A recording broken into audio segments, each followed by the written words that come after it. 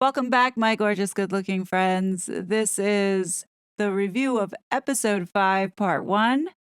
And let me just start off by saying I feel, I guess the best way to describe it, I think Tom Bauer summarizes it the best. This is it. Those 3 programs were really suffering. I really felt quite sick. It was an exercise of self-harm. And so to watch it, you really felt in the end, I'm really punishing myself. Yeah. You're like Goebbels of the Third Reich. Netflix succeeded in sort of Stalinist propaganda and making you wash your hands and ask yourself all the time, is this true? Of course it's not true. We're being brainwashed by these Hollywood people. Everything that Tom Bauer is saying is exactly how I feel right now. This series has been one massive mind meld, and the deception and evil that is underlying here over this fairy tale story, fictional, is just so dark. I don't know if I'm going to be able to finish these reviews because it is really, really tough and extremely taxing on the mental state. What is really getting to me is watching these 2 sociopaths lie through their teeth and are getting away with it. That, to me, I think is the biggest crime of all. There's so many vile things that this couple have done to not only their family, but to so many people, underhandedly, too. It sort of makes you lose hope that there is any kind of justice happening, especially when the family takes no action to put a stop to this, and it's continuing. The mental toll that this has taken over the last couple days, to me, I'm shocked. I'm shocked at how I've been affected by it. This is what you call Harkle fatigue. I can't even imagine if these 2 were in my family and had to deal with this drama going on. The stress that I feel probably is magnified 1,000 times for the royal family having to deal with this cancer. It really is toxic. So episode 5 opens up with what we're supposed to believe is Archie running around. To me, I think it's quite deceiving. I don't believe that this is Archie because they don't show his face. Also, his hair slightly shows and it's sort of blonde. So knowing Markle, I'm sure this is a kid actor running around just to get this shot. And it's nothing more than to manipulate the audience to show what a kind and loving mother that she is. Whatever, Meghan. When I look back at my own childhood, it was great, but I just remember feeling alone a lot. Which way are you gonna go? Go. I just wanted all these cousins and these people. I just wanted all of that. And I didn't have that big family. He's so far! He's down! You got it. So when I was pregnant with Archie,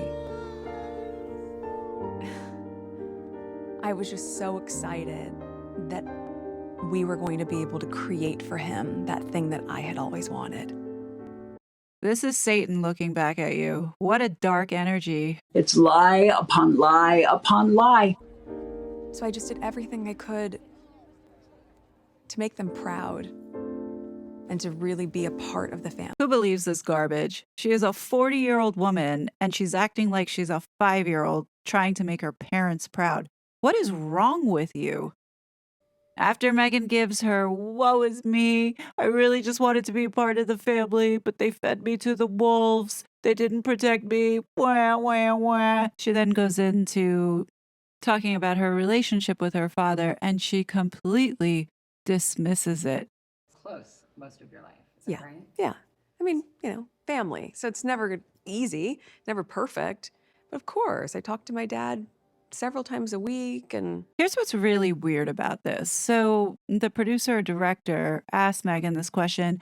You and your father were close most of your life, right? What I find so weird about Meghan's response is that she's nonchalant and she's like, yeah, I talk to my dad a few times a week. Notice she didn't use past tense. She's using present tense as if she's still talking to him currently. Why is she doing that?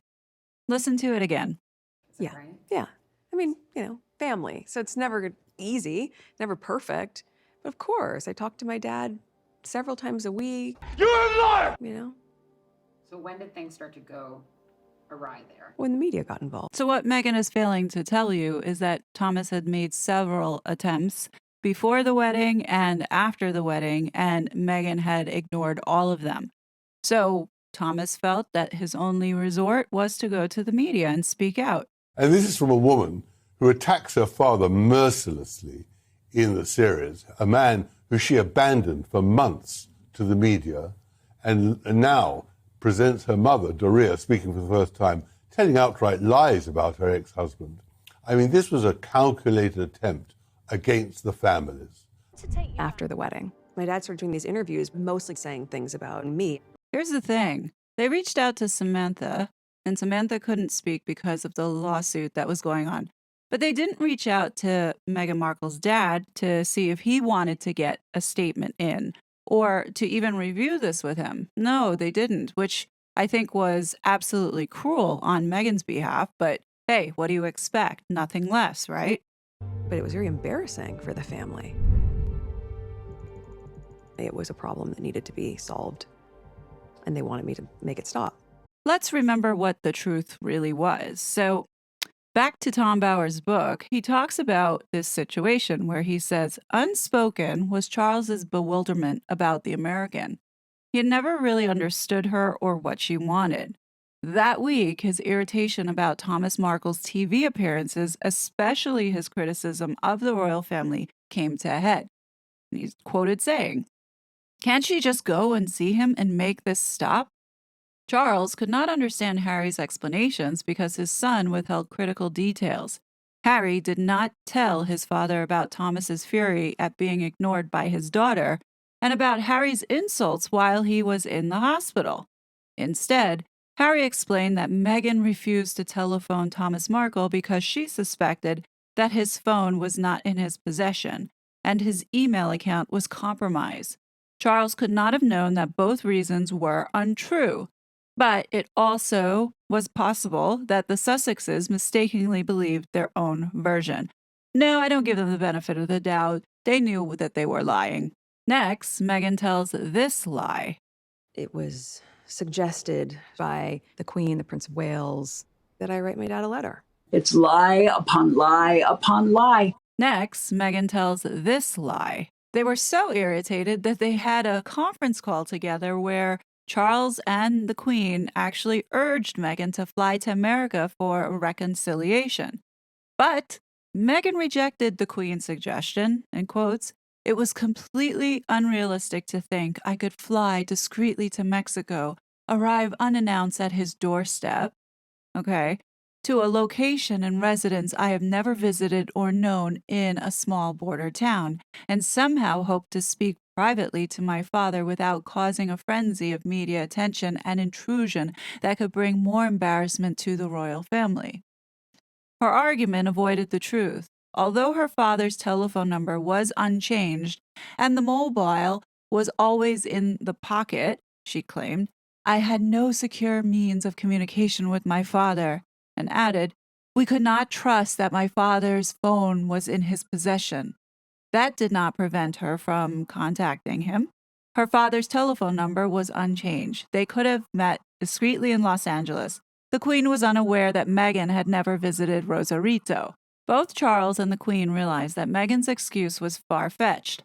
Puzzled by her attitude, neither Charles nor the Queen had heard Thomas Markle's explanation for Meghan's stubborn refusal to meet him, namely, and this is an important piece, that Doria had persuaded her daughter not to make the journey. The conference call ended with both the senior royals perplexed by Meghan's conduct. I was especially sensitive, Meghan later admitted, so assuming she probably threw a fit on the phone. To this, as I had very recently married into the family and was eager to please them. Bullshit, Meghan, shut up. In turn, Harry fretted that Meghan needed protection. He sympathized with her resentment about the palace's keen sense of deference and hierarchy. While he could not understand her intolerance of English reserve, he did fear he might still lose her. Well, Harry, you really got yourself a winner here. And then I get the picture of the signature confirmation that it's been delivered, and it's not his signature. I know my dad's handwriting. That's not my dad's handwriting. It just says Thomas. At this point, I'm convinced that Megyn is mentally insane. She is not telling the audience that she wrote this letter in the month of August, and when Thomas received it, he wrote her back a letter, and she refused to respond to him.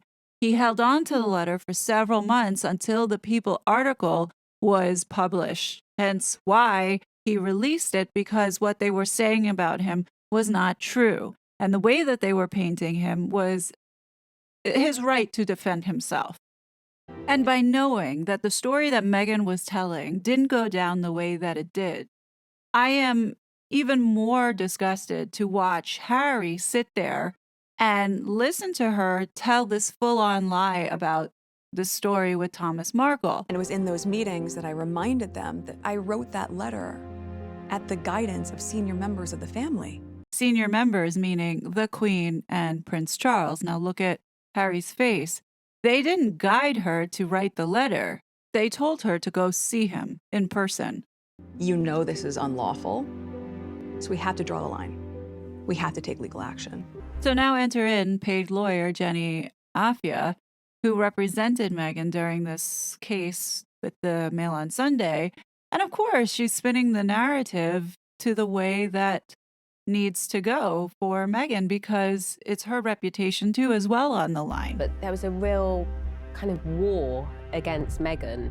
I've certainly seen evidence that there was negative briefing from the palace against Harry and Meghan to suit other people's agendas. In my opinion, Jenny has no credibility, considering that she gave witness statements to this court case in which she had to retract because Megyn lied about having any involvement with the book Finding Freedom. Do we notice that Omid Scobie is nowhere to be found, as well as that book Finding Freedom? Wonder why. So the documentary proceeds to be sneaky again by manipulating the audience to think that in this witness statement by Edward Verity was that he was talking to a senior member of the household, whether it be Charles, William, the Queen, doubtful the Queen, but Charles or William. But really, how they position this was about talking to Jason Knopf, and they don't say that. But they want you to believe that they spoke to one of the family members who was out to get Megyn.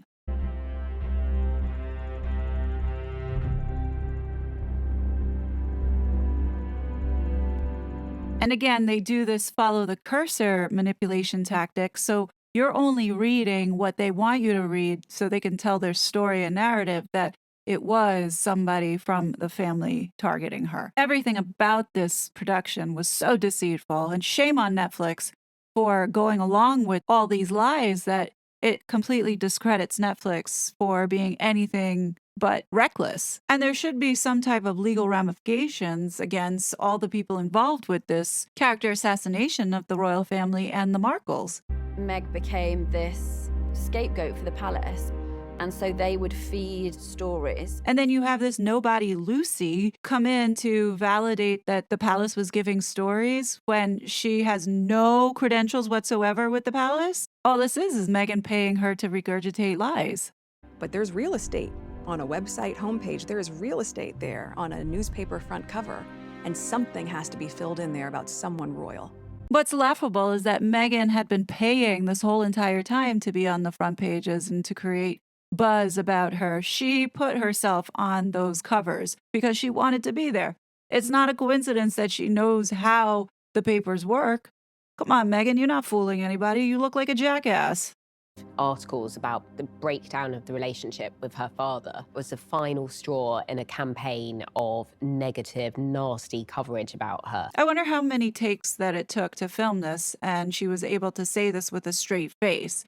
We all know that she lied about her father. We all know that this drama was not a result of being a PR attack against Megyn because the family didn't like her. She brought this on herself. And that's why we're calling it out. Everything changed after that. That litigation was the catalyst probably for all of the unraveling. You know, that's one thing. Maybe I'm nitpicking, and while although I thought this little clip was sweet, Why would you blow out a candle and put your child's face in with the residual smoke coming out of it? I'm just saying, that to me looks a little harmful to his lungs, considering hypocrite Meghan has to make sure that they eat organic, the toys are non-toxic, blah, blah, blah. I came out refreshed and I was like, here we go, 2020. Yeah. What you got? Yeah. What you got? So cringe. There wasn't a single paparazzi that lives on Vancouver Island. That was the reason we chose it. It's an island. I think it would be safe to assume that Harry was in on this photo shoot that Meghan staged to now alert the world that the paparazzi had found them in Vancouver.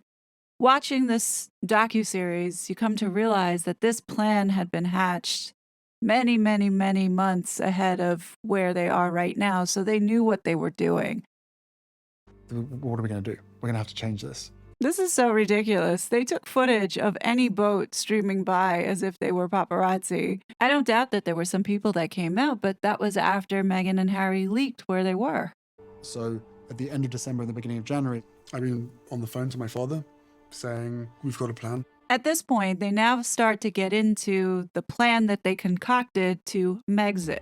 we thought it would be good to give ourselves some breathing space, but also we were really passionate about continuing our work throughout the Commonwealth. What I've started to realize in this series was this couple were looking to target the Commonwealth nations, almost like setting up a rival monarchy, but taking over the Commonwealth as their realm. And when you think about what they had said in the previous 3 episodes, as well as their past behavior in sabotaging Catherine and William's Jamaica tour, Catherine and William's Boston tour, by bringing up the monarchy being racist, and then in this series having people talking about this monarchy using the Commonwealth as the British Empire 2.0, you realize that what they're trying to do is bring down that portion, because that was the portion that they were wanting to work with, aka rule over and monetize. It's why they wanted the half in, half out, because they would have gone to those countries and they have shown evidence that they were planning on pillaging them for not only their resources, for exploiting the people, striking up deals under the Archwell brand. Why do you think they have been trying so desperately to align themselves with the UN? Well, and also I think what's important is the pack of the Royal Rota is based there in London. And Meghan thinks she's sly by chiming in, talking about the Royal Rota. But it's interesting that she says that if they were able to focus on the Commonwealth over in America, then they wouldn't have the prying eyes of these newspapers focusing on what they were doing, which is shady business. So if we're not there, they can't cover what we're doing. And this is why I keep saying that these two are dangerous, because this is what they have done over here in the United States by controlling the media and pushing out this propaganda.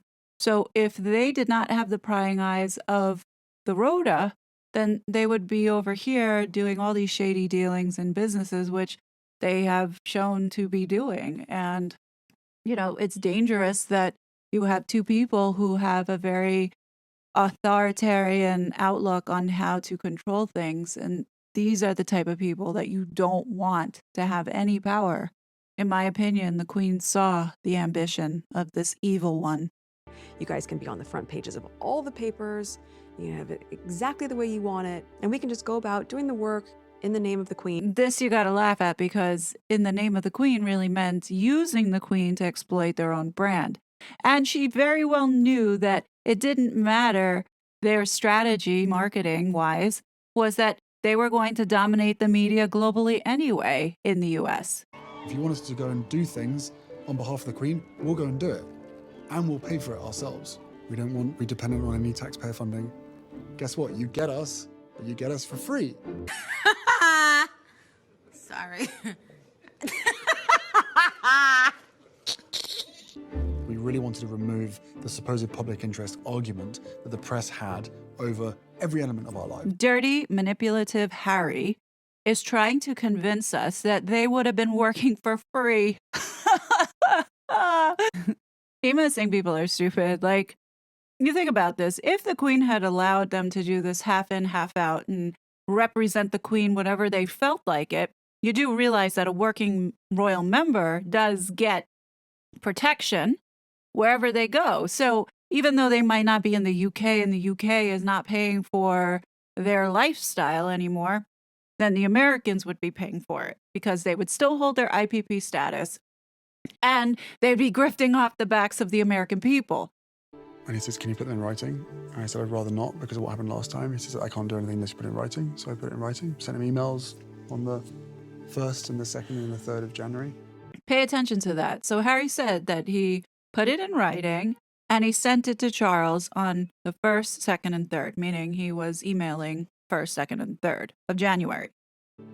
And in one of those, I'd mentioned that, you know, if this wasn't going to work out, then we would be willing to relinquish our Sussex titles if need be. So that's the plan. That was the plan. The way that Harry lies through this segment just shows that he is really, really duplicitous. Before we left, I spoke to my grandmother as well. She told me that she had no plans for the week. And she said, well, why don't you come up and intend to have tea, but why don't you stay the night, you and Meghan? I doubt this is the way any conversation went down with Harry. I believe that he invited himself. Which comes through to H saying, you are not allowed to go and see Her Majesty. Make sure that your principal is aware. And she's busy. She has plans all week. It's lie upon lie upon lie. I was like, wow, that's certainly the opposite to what she had told me. Right in this moment, you get to see what a smug, entitled little prick Harry is. Later that afternoon, we found out that this story was coming out. Somehow the tabloids knew about this proposal. The way that they tell this story makes me despise Harry even more. So they're talking about a leak that came from the institution. And the way that they have manipulated and edited this footage, they have Meghan then inserting that the email was sent to Charles, and then 5 days later, story comes out, alluding that it was Charles that leaked this information. Now watch the sequence of how they played this out. And his dad said, put it in writing. And he did, and it was just 5 days later that it was in the front page of a newspaper. It became clear that the institution leaked the fact that we were going to be moving back to Canada, that the contents of the letter between me and my father had been leaked, was that we were willing to relinquish our Sussex titles. Technically, Harry wasn't lying. He just wasn't telling you the full story. The institution did leak it, and it came from Harry's comms team within the institution, which came from Harry. Charles didn't leak it because the email that was sent to Dan Wootton, who broke the story around Megxit, received it around December 26, before Harry even sent this email to Charles, which he earlier stated was around January 1st, 2nd, and 3rd. Here's Dan Wootton spilling the tea. He claims that this email was sent by King Charles at the start of January. Well, Meghan, I actually had the story on the 26th of December of Megxit. I have proof of that because I was actually speaking to his communication secretary at the time, who, by the way, Meghan, was offering me some of that horrible, nasty briefing about other members of the royal family that Harry claims to despise so much. You know, for my whole life, the purse strings have been controlled by my father. Within the family, it's normal to have that financial control. This was always about money for Harry. If Harry was given, let's say, an allowance or continued allowance, I don't think he would be so nasty in this series. I'm sure the Queen was fatigued every time Harry would call because it wouldn't be genuinely caring about her. It was primarily to ask for money. This is probably why he's so bitter in this series, as well as he's going to be bitter in his book about not only the Queen, but also his father, because he didn't get what he wanted. And the way that spoiled children act when they don't get what they want, they take it out on their families. And this is exactly what we're seeing. A man-child who is almost 40, crying and moaning because his family would not give him any more millions. That's pretty sad, Harry. Grow up. Here's how we wish to continue to support the Commonwealth. Here's how we value our roles as President and Vice President of the Queen's Commonwealth Trust. Once again, Meghan is emphasizing the Commonwealth. You can clearly see that they wanted to take over the Commonwealth and they were going to monetize off of it. And since they didn't get their way, you see them taking it out in this series by totally dismantling and creating lies out there to ruin the legacy of the Queen, which I think is just absolutely vicious of Meghan and Harry to do this. Harry is a traitor, 100% traitor. Harry is behaving disgracefully. Not only is he utterly disloyal to his father and to his brother, but also to his mother's memory, because Diana would be absolutely appalled by the way that Harry is now trashing his brother and his father and the royal family and his country. The man is a traitor. That is how he is regarded here now. And Meghan, of course, is egging him on. I sent an email to the 3 most senior private secretaries saying, let's have a meeting. Let's get together and have a meeting. Let's talk about this. And it was only once Meg had left and gone back to Canada that it was then arranged that there was going to be a meeting at Sandringham on the following Monday. About the future of your life when the stakes are this high, and you as the mom and the wife aren't invited to have a seat at the table. It was clear to me that they planned it so that you weren't in the room. It was clear to me that they planned it so that you weren't in the room. But once I got there, I was given 5 options. 1 being all in, no change. 5 being all out. I chose option 3 in the meeting, half in, half out. He wanted half in, half out. He wanted his own cake and eat it. And the royal family said, no, you're either in the royal family or not in the royal family. And that's really what happened. And he's really now trying to be terribly clever. But in fact, it's just totally untrue what he's saying. It was terrifying to have my brother scream and shout at me and my father say things that just simply weren't true. And it seems to me it would be like Harry being the one screaming like the little child throwing the toys out the pram. I don't think it was William and Charles. Harry looks and sounds like a whiny little bitch. And my grandmother, quietly sit there and sort of take it all in. She had nothing more to say because she made that final decision. So all of this trashing of the Queen is pure retaliation for not getting what he wanted. This wedge created between myself and my brother so that he's now on the institution side. And I get, part of that I understand, right? That's his inheritance. Well, the truth is that they wanted out, but still staying in. They wanted to be paid, and they wanted to, what they call, do service to the Queen on their own terms. And that was always told, Harry was always told by Charles over the previous 2 weeks in their correspondence that just wasn't possible. It is filling most people with nausea and fury, what they're doing, because they're setting themselves up as the victims, but in fact they're the aggressors, and being very, very aggressive against people who they know won't answer back. And of course, that is the weakness of the royal family. I've seen little cartoons of me on all fours with her holding a dog lead and me wearing the dog collar. How predictable that, the woman is to be blamed for the decision of a couple. In fact, it was my decision. She never asked to leave. Harry, you stupid fool. This is going to come back and bite Harry, I'm telling you. Meghan is a manipulative woman, and what she did here was made Harry think that he made this wonderful decision to leave the family. She's also convinced him that the reason why her family broke down and she has no longer a relationship with her father is because of him. Nobody's going to feel sorry for you when you're left out onto the street all alone. It felt like everything from me. Your sense of self, your confidence. I'm going to stop right here because the level of negativity between these two is just too much, and it's making me nauseous. To add a little bit of humor to this, watch this clip of Tom Bower and Lady C. But keep your eye on Lady C. This is hilarious. Well, I think the only reason that Harry has been castigated, as you say, over the last 2 years is because of his conduct.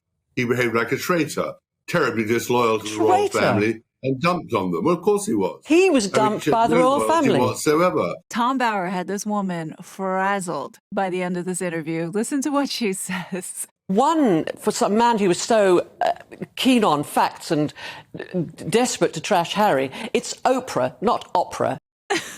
The man is unfazed. And I think you should actually have caught on to that by this art. She's been on television for decades. And the other things I'd like to point out is that you also have a book out about Harry and Meghan called Revenge. Yes, it's and brilliant. I think you should own up that you are trying to sell your book. So you have a dog in the race. It's in your interest. Woman, please. You think Tom has got the time for you? Listen to this nonsense? Come on. Anyhow, this is a good place to stop. I will be back soon with another review video, but until then, turn on your notification bell buttons. Thank you so much for watching, and I will talk to you soon. Bye. It was such a fraud.